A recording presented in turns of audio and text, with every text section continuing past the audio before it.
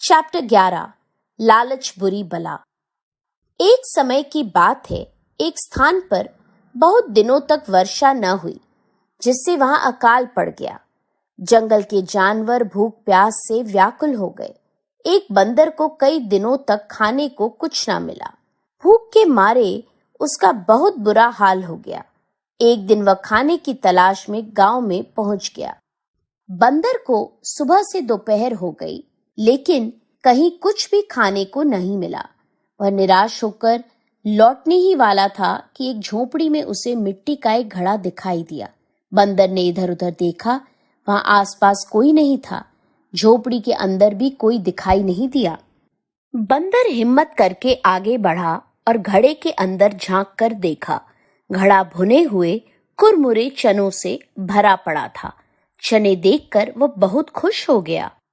फिर क्या था, बंदर ने खूब सारे चने निकालने के लिए अपने दोनों हाथ एक साथ घड़े के अंदर डाल दिए और अपनी मुट्ठियां चनों से भर ली।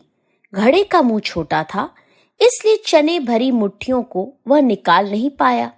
वह बहुत देर तक कोशिश करता रहा, लेकिन उसे अपनी मुट्ठियां बाहर निकालने में सफलता नहीं मिली।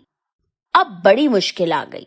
घड़े के छोटे मुंह से हाथ नहीं निकल पा रहे थे और बंदर चनों का लालच नहीं छोड़ पा रहा था। वह अपनी मुट्ठियां खोल देता तो उसके हाथ आराम से बाहर आ जाते, लेकिन चनों के लोभ के कारण वह मुट्ठियां नहीं खोल रहा था। इसी चक्कर में बहुत देर हो गई। इतने में उस झोपड़ी का मालिक वहां आ गया।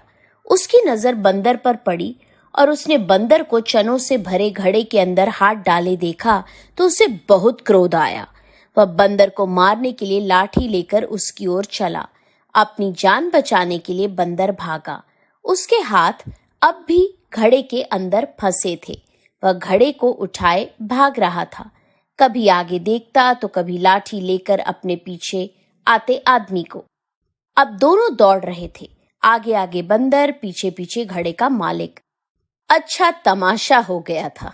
गांव के लोग भी अपने घरों से बाहर निकल आए थे। वे यह तमाशा देखकर ठहाके लगाकर हंस रहे थे।